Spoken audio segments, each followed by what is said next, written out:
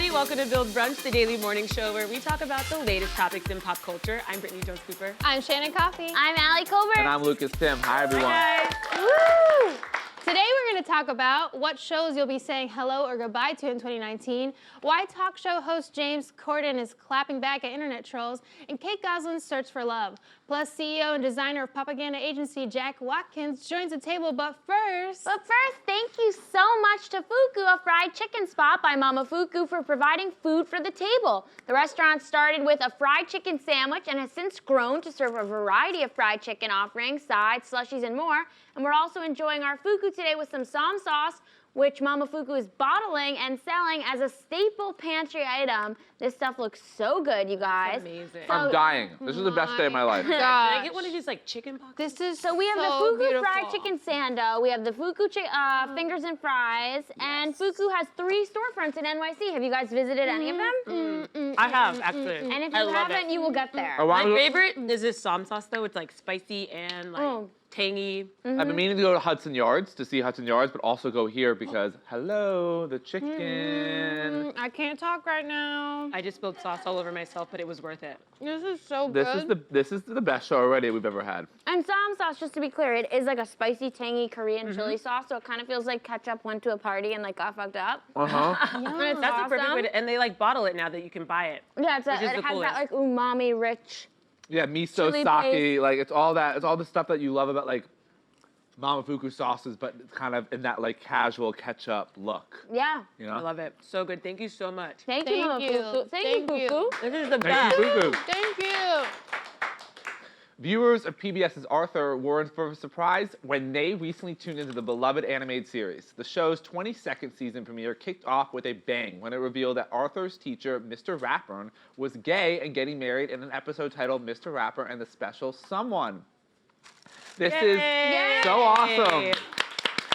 I remember watching Arthur as a kid, and I just can only imagine what it would have been like for me as a 5-year-old to have seen this and to have seen something so, special and beautiful be portrayed in such a normal, fun way for a kid. I'm really impressed and happy that they did this. And I love that they made it like a proper storyline. The whole like episode is Arthur and his friends think Mr. Rathburn's actually marrying a woman and they don't like her, and then they find out. So there's like a whole I love reveal. that. It's like there's proper attention paid to it. Right. It's not something that's just like slipped in or Right. like it's like no, it's like this is a storyline. And again, I think it reflects so many families that kids see anyway. Right. So it's like always weird that it took this long because I know there's a lot of families that I love there's that two dads. the woman just turns out to be like the bitter sister. Yeah. Like, that's classic. That's just funny. They're like, she's too controlling. But then they find out that he's marrying a real catch because the man works at a chocolate shop. And I'm like, that's like the dream person to get married Exactly. to. Someone who Totally. works at a chocolate shop. Like, Uh-huh. great pick. And I always watched Arthur growing up, and I always knew that Mr. Ratburn was gay. I mean, he was always going to the theater. He was always talking about Madonna. It was just like a lot going on with Mr. Ratburn. Are there any other childhood cartoon characters that we think like they could do this with now? Yeah, Ren and Stimpy, I feel like were always a couple, and they like alluded to it, but I feel like they could reboot that show and just make them like an actual couple that's living together, Right. ready to make a commitment and get married. Bert and Ernie. We saw that. The Yeah. New Yorker pretty much solidified that for us, right, with the cover. And so I don't think it's a question of if there's a character they can do this to now. This is something that they should be doing, and this Right. can be in any TV show. And obviously, I'm thinking of Rocket Power. Reggie Rocket is a lesbian icon. If you're unaware of that, wake up, people. Yeah. And on that note too, And, like Disney Channel had a character on Andy Mack come out, and it was like really awesome and really cool. And the writer is based off of his real story of him coming out and his friends being like, okay, no Yeah. big deal. And he was surprised because he was thought it was gonna be like the most terrible week of his life. right, and I think it's this trend that's been happening of children's shows being braver than adult shows. I mean, of course, there's Will and Grace, and former Vice President Biden credits that for helping normalize homosexuality to American people. But I think of, you guys watched, remember the Avatar: The Last Airbender? The Legend of Korra, their spinoff, ended with Korra kissing the other female character. And that's how it ended, and ends with them as a couple. And that was, to me, and I was a teenager when that ended, but I always feel like animated children's shows are just been more willing to portray same-sex couples in a quite normal, special way instead of just making it. It's not like a huge production or Avengers where like, oh, there's a gay character and he mentions I went on a date with a guy or whatever. Right, like, that's it. yeah. Yeah. I do think like we've obviously had queer cartoon characters, I think, throughout history. If you look back, you can see it. I just like now that we're addressing it and that it doesn't have to be this hidden thing. The visibility's there, and I think kids can identify and see themselves in characters more now. Yeah. Ultimately the goal, right? Mm-hmm. Yeah. Anyway. We're all chomping down. I know. Yeah. I just took a huge bite of this fry. This is torture. You guys watch What this is the eat, and I'm seasoning on sorry. these fries? It is so good. I don't know, but needless to say, this is progress, but it's still not enough. Right. And I look forward to the day when I can watch tons of TV shows focused on gay protagonists. Yeah, Yeah. absolutely. Well, moving on, Upfront Week is upon us, which can only mean one thing.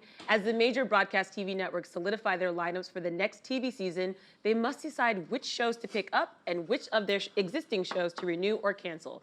Let's break it all down. It was Yeah. such a long list. Well, it's Yeah. a big Yeah. season. A lot is on the chopping block, I feel like, just because, well, the big thing is, not to get too in the weeds, but, Disney bought 20th Century Fox, so there's a lot of consolidation happening with the studios and everything, Yeah. so you're seeing a lot of cancellations. I think, Modern Family will be its last season next year. If you watch Star on Fox or Speechless on ABC, those are gone. So yeah, Speechless. I want Yeah. that. Have you guys watched Speechless? I think it is so That's good. sad. Minnie Driver is so funny. It's like a huge show for visibility with the disability community. I'm surprised that this show got canceled. I mean, know. a lot of people I talk to actually watch it and enjoy it.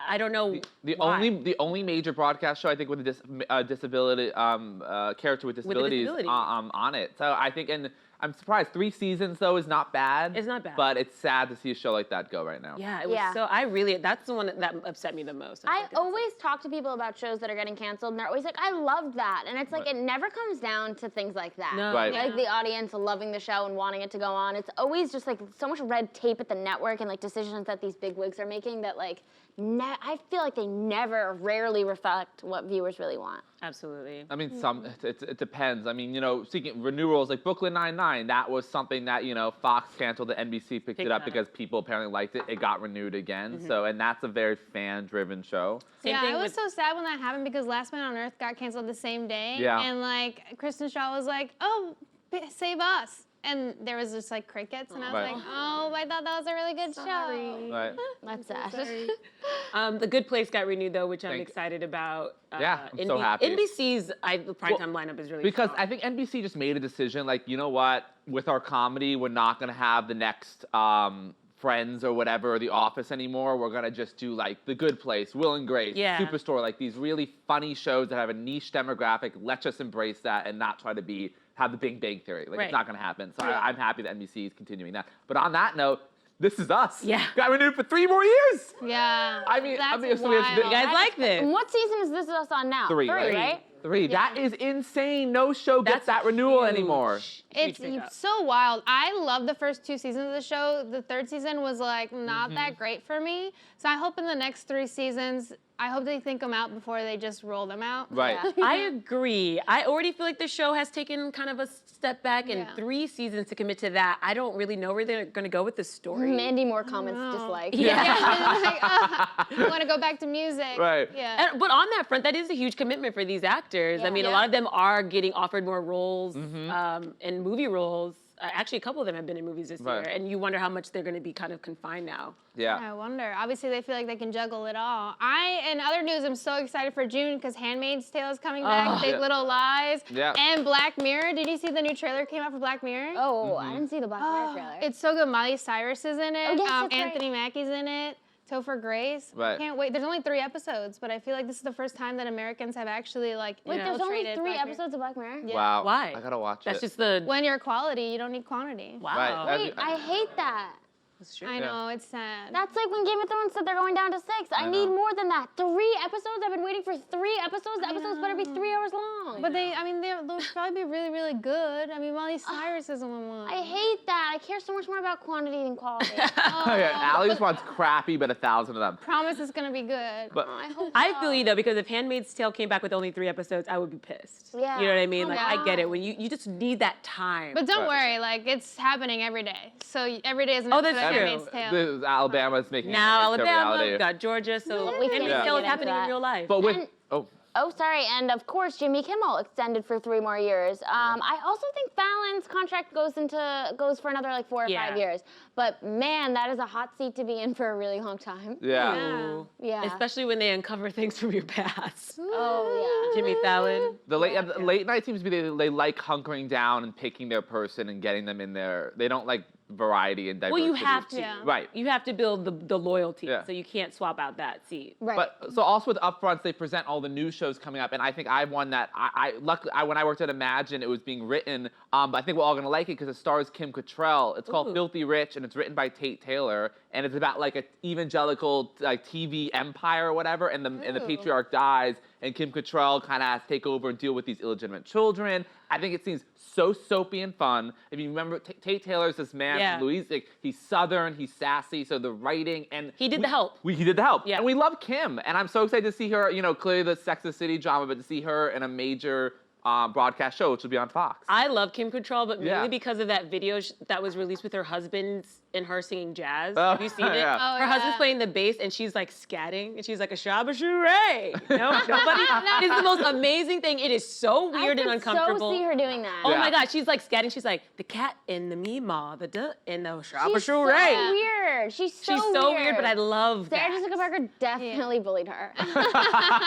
100%. Like Watch the- this video and you'll be like, oh yeah, she got bullied. Right. Yeah. Oh God. For sure. Also, we have to mention that Empire is officially, it's going to be the last season. Yeah. After all the hoopla with Jussie Smollett, Yeah. it probably seems like the right time. Definitely the right call. Yeah. And we don't know if he's definitely coming back though yet, right? Yeah, we don't know. They So- haven't said. Okay. Where's he at now? Just hanging out. Hanging out, Yeah. eating French fries, thinking about What a life mess. choices. What a mess. What a mess. Well, you guys, late night host James Corden has responded to a troll on Twitter who wrote some horrific things about Corden's family and children, including, "I hope his kids get cancer." Corden tweeted back saying, "That is without question the single most upsetting thing I think you could even say about me or my family. Yeah, that's really, really horrible." I don't know. The four of us are just gonna be like, that sucks. Yeah. Trolls are like ruthless. And when Corden replied to the troll, being, saying what he did, the troll responded being like, "Well, it's a joke, just like your show." And it's like, everyone out there who's making jokes online, stop. They're bad jokes. Yeah. Also in person. Yeah. Just stop making jokes. All your jokes suck. Yeah. Well, it's Twitter's really- allowed people to think they're all comedians, one, and two, that their voice matters. Sorry to be brutal. I mean, yes, we all have the right to speak, but like, it doesn't matter all the time, and you don't need to be involved in every conversation. But I think it gets at, and I'm actually very torn with this, if he should have responded or not. It's such a vile tweet. The person deserves to be kicked off Twitter, but should he have responded? I don't know. Yeah, I'm as a father, absolutely. I'm think sorry. no Kids matter are what. off limits, and I don't know why people go after people's kids. It's actually, I think, the most disgusting thing. Yeah. Kids have nothing to do with it. So as a father, 100%. Yeah. If somebody comes at my kid, I'm No gonna be like, matter what. "You're But he was nice about it. He goes, Yeah. "I think you need to think about what you're saying. Really, like that's really unnecessary. You're better than that." I would totally reply. I'm not 100%. like, well, I don't have to give him like the high road. Yeah. about it. I would come after. I think you got to make people like that feel dumb for attacking a child and like wishing your Yeah. kid gets cancer. I feel like I wasn't even surprised when I read this headline. I was like, of course people were telling James Corden's kids to get cancer. That just seems like an every other Tuesday to me. People Like, are the Right. worst. at this point, like when I go online, I'm surprised when I'm not like ending up in tears and being like, the world is a horrible place. Yeah. I really miss like the old internet where you would go to like websites and like seek out what you wanted to see instead of going to like 3 things where they like choose what to show you and you have to like automatically like take in people's opinions that are just like trash. Yeah. Totally. I Like, I miss remember like when I was little, would type in like theonion.com Right. and go there and read headlines, and like I enjoyed that, and other websites I went to. And you're so right how it's just the internet is now just one big feed. Like, what were the sites you used to go to and seek Oh out? my God. I mean, I used to go on Angel Fire and go to like everyone's like personal pages. Like I used What to go is to every. I don't even know what that is. It was just like a place where people could make their own websites. Oh, okay. Yeah. Oh, okay. Like, you guys had your own websites, right? Yeah, no, Nope. yeah. I would go to. I remember going to a website. Usually they were. The OneRing.net, the Lord of the Rings fan site, and AllAboutMadonna.com. were my two You're favorite so websites. predictable. Dude. Literally, I so much checked more those all. fun. Those are my two. I knew everything about everything because I checked those websites. But it all changed when Twitter. When I got a Twitter. Yeah. Yeah. Now it's just It all like me did it scrolling, change? No.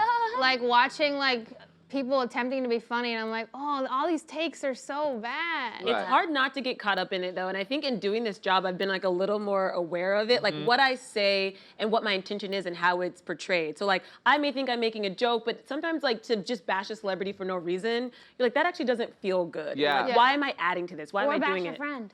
Or yeah.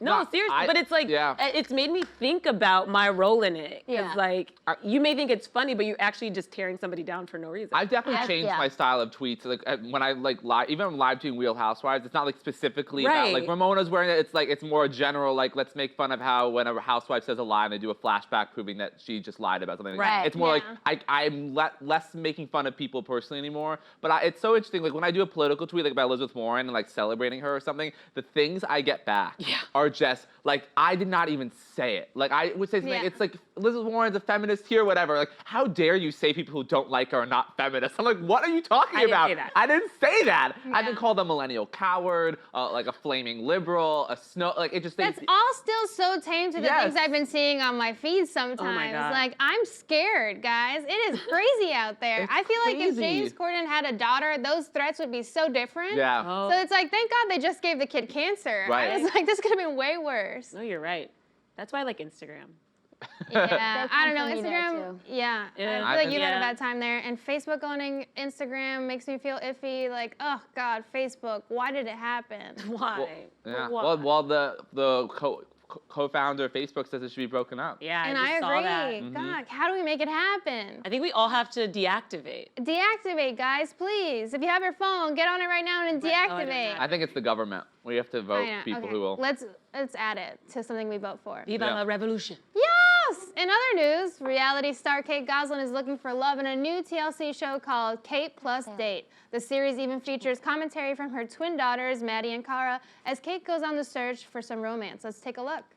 Have you noticed? I'm single for the last decade. What do you think her ideal date would be? She's gonna say something stupid, like on a boat with some wine. It's gonna be interesting. I don't even know, like, what the rules are. Like, can somebody help me out here? She's gonna be like working with matchmakers. You have a very hard shell, but it's like once you get through that, there's like this soft, amazing side. My hope for you with our experience together is that you find people you're interested in. Each date has a component that's very active. Boom. It's also going to have an element of a more intimate dinner aspect. I feel like we need to adventure. We can adventure. Kids? I have 8. 8 kids. Do you wear cargo pants? No. First dates are definitely not supposed to be romantic. They're about finding out if the person's a serial killer or not. You I know. can't believe how old those girls are. It is so weird seeing all of those little monsters all grown up. I know. And Those older she few. looks so different. She's had so much work done. Well, her wow. hair. Thank God. Well, I Oh, think, yeah. That I think the haircut. main thing you're seeing is the hair. No, the That hair. Who? She clearly had no gay friends. I'm sorry. Who would let her have that haircut? But She that clearly haircut was had like the no Rachel. friends. No friends. No one was in her corner. Her husband was just throwing her out to dry with that haircut. It was so bad. But she inspired a movement. Like women That's why- started getting their That's why hair I done. said that haircut No. was like calling the people's Rachel. managers. So- Everybody was like, People started getting that So hair. many women Yeah. had Yes. that like asymmetrical only short. like pixie white thing? women. White women In the Midwest. In the Midwest. Yeah. Okay, I wasn't there for that. Yeah, Allie did Only not women see who it. asked to Weird. talk to the manager had that haircut Yes. exclusively. Yeah. I'm happy for her. You know, okay, so obviously we've been on this ride with her for like a decade, and all of the things she went through with her ex and how messed up that was. And I do sort of feel bad for her because like she does deserve love, but it would be so hard to date being her. What does she have, like 8 kids and she's Yeah, I'm but like you- 8 plus 8. Yeah. She has like 8 kids and she's like had this high profile life. I mean, it would be hard. I mean, the 8 kids, that's the biggest problem. I don't know how you sell that. I don't know. I mean, they're old enough now, though. Yeah. Like, when they were younger, it was probably impossible to date, but they're giving her advice now. They can brush their own hair, clean their own butts. Yeah. So she's pretty free. No, but that's not the issue. Financially supporting those 8 children throughout their lives. That's why she's and doing on this that show. note, that's why I'm actually kind of like happy because I'm an empathetic person. She's on this show because like what others, not saying she's not a skilled, intelligent person. I don't know her. I'm just saying like it's probably hard for her to get a job being Kate Gosselin Well, or whatever. yeah, So I think she was a nurse before. Yeah, She well- can't go back Okay, and well, be that's a great. glad being on reality. That's a She good gave- job. Yeah. It's a great job, but I don't know if she'd go back and doing that. Yeah. She's on reality TV. She's a family support. Her ex, I don't think they get along. Her ex cheated on her, didn't he? Yeah. Yeah, but he also like is kind of just helpless. What was his name? John? John. He was the worst. He was Yeah. the worst. But I think 2 of the kids went and lived with him. I think maybe they felt bad for him. That's tough. Yeah. I don't know. I mean, this date, you know, it sounds interesting. It's like 10 guys. They each get a fun date and a serious date. I mean, they're trying to switch up the dating format of reality TV shows. So I guess if you really care about Kate Gosselin, you want to watch her go through this journey, and maybe it is inspiring for women who, you know, are divorced, Single late in moms life dating. dating. Like, so I think this actually could be an interesting story for her to tell as a woman, you know. Yeah, especially that she's been single for a decade. I feel like that puts so much pressure Oh on her. And there was a moment that I read about where she like is freaking out because she thinks someone's about to kiss her. Oh. And like when you haven't been kissed in that long, it's so scary because you're like, I've just been using this to eat. Right. Like I don't know what to do. Like wait, I have fries in it right now. Like hold on. Like it's scary. Do you think I've kissing's just been like? using this to eat. It's not Do fun. you think kissing's like riding a bike? Like you will have the same skills once if you don't do it for a while. I think it's a maybe because sometimes like people's like mouth is so different and their style is so wild. So like you don't know if they're gonna be one of those people who just like takes your whole face in and you're like, this Right. bike is engulfing my entire Right. Like, And then you might be like, is that how people kiss now? And I just Right. haven't kissed somebody in a decade and this No, is what they do? I think you know when it's good, you know when it's bad. I fucking hate those tongue pokers. Oh, I've had some Yeah. bad kissers, but like when they try to devour your when face. they try to swallow Ah. your face. Sweetie. I know, I always get like weirded out because I sucking have a my weak nose. upper lip and then if they're just like sucking it off, I'm like, I like need to keep this. Yeah. But do Don't you guys chew on that. do you have a strategy for that though? Like when that happens to you, I the lock it up. strategy is leaving. Yeah, No, I the just lock strategy it up. is I just Pepper spray. freeze my lips and then they calm down. Yeah, just like. I just go, Ah. and then they're like, what's happening? And they stop, and then I get to take control. Yeah. No, works. discontinue, exit immediately. What's You happening? can't teach. How can you go Play dead. past? How can you go past a first date if they're a bad kisser? Well, that's the thing. I think a big thing is when you do kiss someone, you have know. that kissing chemistry because that's a big reveal of what Yeah. things will happen Also, later. if you're a bad kisser, it just tells me that no one in your life who you have kissed has ever course corrected See, that's that. why I try to help people. You are a giver. I you stiff are. lip them, I I'm stiff not lip trying- them, and then I slow them down. Well, and I'm like, this is how you Brittany, do it. you like fixing people. Like you like fixers. I like to help. Like Allie and probably But more you're like just setting peace. people up for their wives. Like, you know what Yeah. I mean? Like, you need to assume the role as the wife now, the mama bear. I'm your wife. You're no longer fixing. All right, well. And now it's time for today's guest. Jack Watkins is the CEO and designer of Propaganda Agency, a modern retro fashion brand that prides itself on unique patterns and sustainability-sourced alpaca and Pima cotton offerings. Here to tell us more is Jack Watkins.